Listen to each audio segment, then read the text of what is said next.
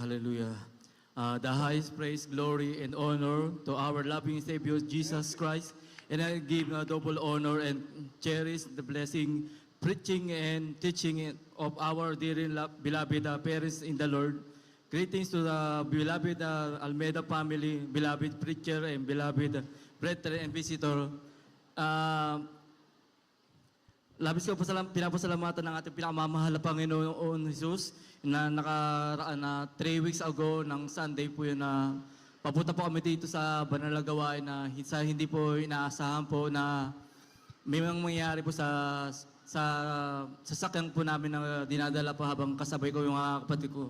Talagang isang pagpapala po na talagang mahiwaga po yung ating mahal na Panginoon. Talagang binigay niya po ng karunungan na bigyan ng warning po na mag-slow ako sa pagdadrive po na may mangyayari po talaga.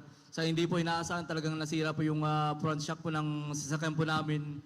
Pero subalit po yung pumasok sa isip na mag-slow nga po. Kung nagtuloy na tumakbo nyo, baka siguro mawasak. Sira po yung sasakyan or mabangga po kami. Pero salamat sa mahal po sa pag-iingat po niyan na binigyan kami ng warning sign po ng ating pinakamamahal na Panginoon Jesus. At salamat rin po sa mahal Panginoon Jesus sa mga pagpapala na dumarating sa amin, sa mga trials, sa mga blessing po, sa araw-araw ng buhay namin po, sa pag-iingat po. Salamat sa mahal Panginoon. Sa balikan ko lang po sa way back 2021 po na nagkaroon po ako ng kidney failure, stage 2 na po yun.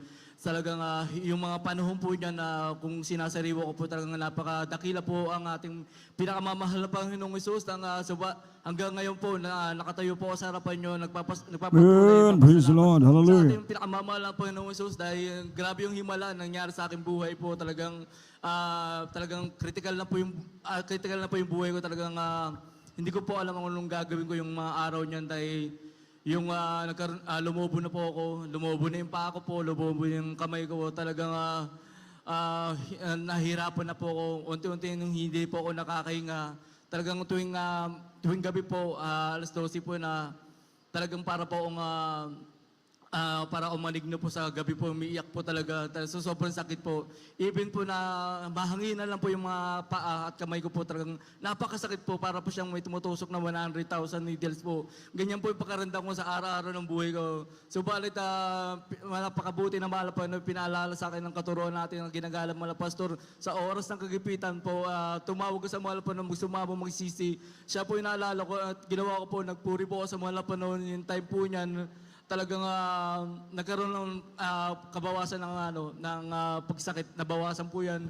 Ngunit hindi po ganun kadali na paggaling ko po yan na subalit yung katuruan ng malapaso sa siyang nangyari sa buhay ko po talagang sinunod ko po yun. Araw-araw po yan hanggang after 3 weeks po. After 3 weeks po parang habang sinasabayan ko yung makalangit na awitin po ng joyful po yan. Talagang yung isang awitin tumatak sa puso ko po na sabi nga hindi po lagi umuulan, hindi po lagi umaaraw. Talagang doon po umiyak po ako sa mahal na panahon. Sabi ko, tinanggap ko na rin sa sarili ko na kung panahon ko na, talagang tatanggapin ko na po talaga yun. Pero napakadakila ng mahal pa noon, binigay niya ako pagkakataon na mabuhay ulit. Talagang salamat sa mahal pa noon na nakaluhod lang po ako habang inihinda ko po yung sakit ng paa ko po. Talagang masakit po talaga. Talagang hindi talaga akong nakakakain. Kung nakakain man ako, nasa tiyan ko lang po yun. Hindi po nadidrain po yun. Tangang himala sa akin ng mahal pa noon yung time nyo habang pinapakain po ako. Isinusuko ako po yan. Isinusuko ako po na tuwing gabi po yan. Kung hindi ko po naisuko, siguro po wala na po ako sa ibabaw ng mundo na ito. Pero dakila ang ating mahal pa na binigyan niya pagkakataon mabuhay upang pasalamatan, purihan ang ating pinakamamahal. Praise the Lord. Time po nga po yun na nagpupuri po ako, nakaluhod po ako. Pagdating ng joyful, napansin ko po na nakakatayo na po ako, nakakatapak na po ako. Subalit dati po talagang kahit malambot po yan, napakasakit po talaga yan yung araw po yan. Pero ngunit salamat sa mala po na nabigyan niya pagkakataon talaga yung time po niya na sa madaling salita po talagang meron po ang mga pamilya po na against po talaga na dalhin po daw ako sa kidney dialysis po kasi po pandemic po yung araw po yun. Dahil may mga pagpuprovide naman ng government po, talagang sabi ko, mahal po, tulungan mo ko. Pinagbigyan ko po sila, dalhin po sa dalhin ako sa kidney dialysis po. Pero doon pa lang ako sa gate po, nagsisumamo na ako sa Malapanon na tulungan niya po ako. Pero yung type po nandun na po ako, nakita ko po isang bata po na may dextrose po, may butas po sa kanang bahagi po. Talagang grabe yung paghigop ng hangin niya po. Subalit sabi ko sa Malapanon, tulungan mo ako Malapanon. Ayoko matulad sa ganyang senaryo. Pero yung time po niya, medyo nakakalakad na nga po ako. Tapos nung lumapit nga po yung doktor, sa madaling salita po, sinabi ng doktor na makukuha nga po ako sa gamot. Talagang pag uwi ko po, medyo nagutom na po talaga po. Pero sabi nga ng doktor, bawal po sa yung matitigas na bagay. O kala malambot na, o dahil nga hindi po nag-drain yung kidney ko po. Pero for the first time ko ginawa po yung sinubukan ko yung kapangyari na Malapanon. Talagang kumain po kami sa isang fast food po. Talagang pag uwi ko po sa gabi, pag uwi ko po sa bahay po namin, nakadumi na po ako, nakakahihi na po ako. Kaya ganyan kabuti. And praise the Lord. Hallelujah. Naglilin ko sa ating pinakamamahal na Panginoong Jesus. Talagang sabi ko, yung pangako ko na dadalo na po ako sa banal na gawain na talagang tinupod ko po yun. Dumalo po agad ang Sunday po sa Dakon Sabarte po yun. Talagang galak na galak po. Magpuro sa Malapanon. Talagang wala akong may mukhang hiharap sa ating mga mahal na Panginoon. Dahil meron po kaming kabibayan na kasabayan ko po rin nagkaroon ng kidney failure po. Stage 2 na po. Sila po ay nawala na po. Sa buwalit, ako po ay nagduktungan pa ng buhay upang pasalamatin ang ating Amen. Praise the Lord. Salamat sa Malapanon sa pagkakataon at salamat rin sa Malapanon sa mga sa araw na pamumuhay ko po. Salamat sa Malapanon kung paano po, balikan ko lang po paano po ako na safe na banalagawain po dito sa dako po ng Middle East po, sa dako ng Dubai po. Hindi ko po inaasahan na makapag-abroad po ako. Sa kabila na po na hindi po ako talagang literal na nakaka-graduate po ng college po. Pero nagtatrabaho po ako sa isang fast food chain. Yun po yung kaparaan na Malapanon upang makakilala po ako sa banalagawain po dito. Talaga yung time po nyo, wala po talagang kabalak-balak mag-abroad po kasi yung placement fee po na processing fee na binibigay sa akin ng mahal kong ama po ay pinangiinom ko lang po yung dahil stress po ako, depressed. Yan po yung buhay ko po. Alos kapatid ko po, nagsusuntukan kami, nanalaksak po talaga po ako pag ako napikon po talagang sobrang depressed, stress talagang. Sabi nga, merong dati kong supervisor po sa isang fast food po na bakit di ko mag-try mag-abroad. Sabi ko, ayoko mag-abroad kasi hindi nga po ako marunong mag-English dahil wala po talaga. Pero yung kaparaan na Malapanon na siya masusunod, yan po yung pinasasalamatan ko sa Malapanon. No?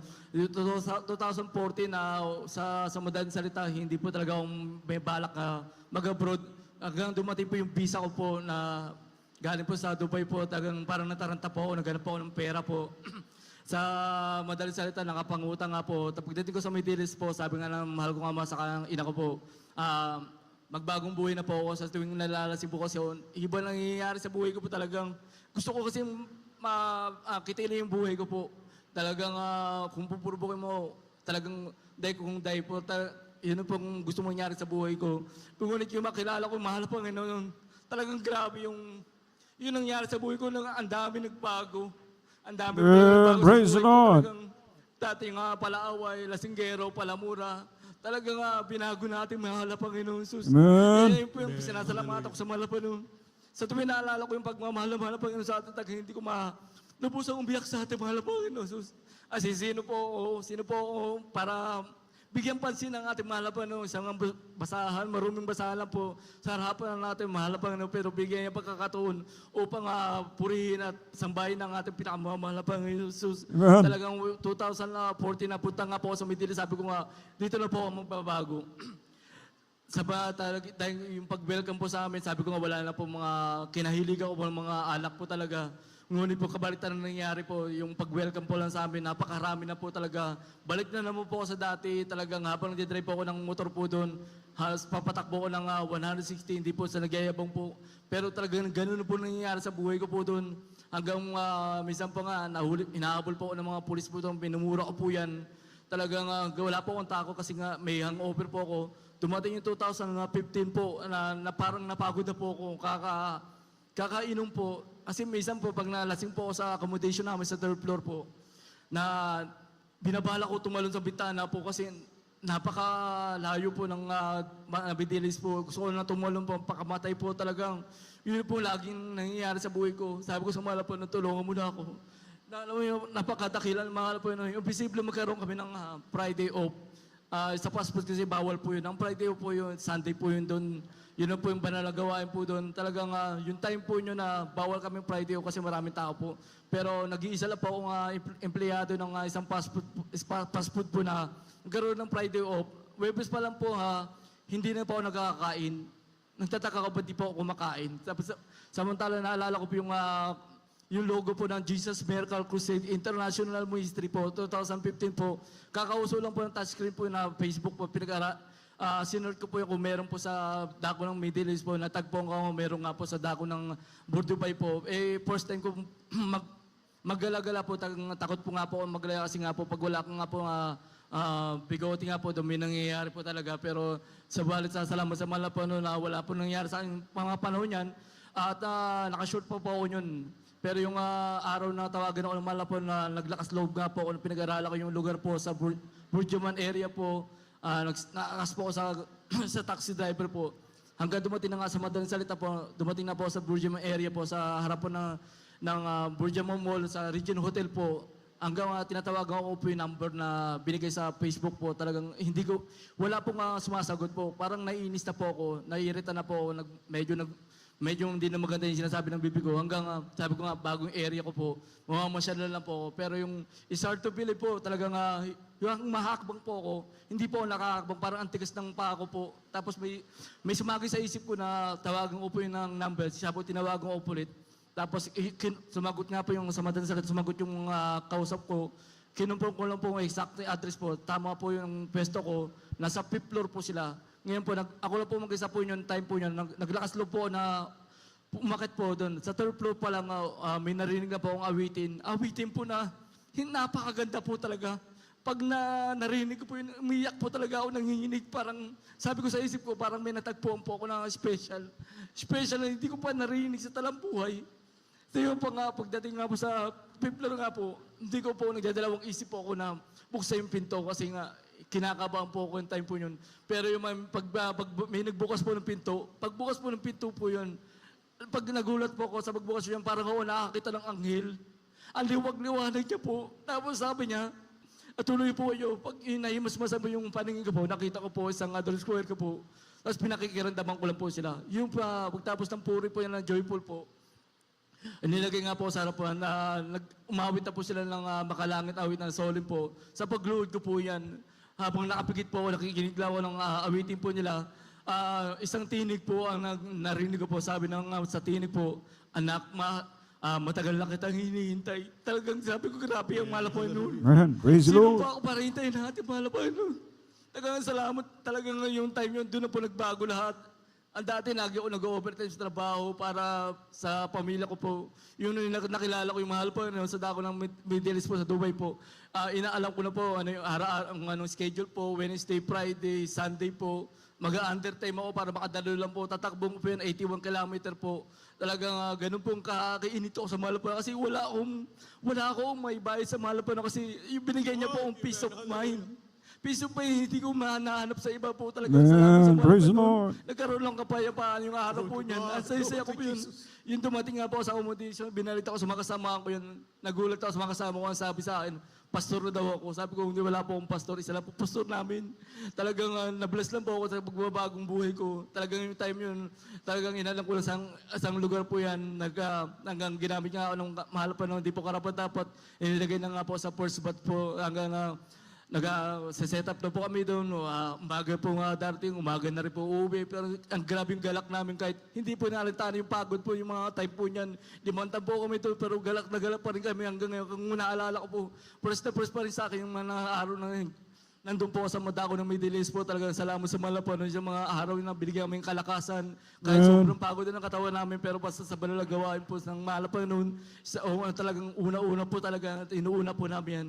Kaya sa lahat ng pinakamataas na papuri, pagluluhati, pagdadakila at pasasalamat sa ating pinakamamahal na Panginoong Jesus. Amen.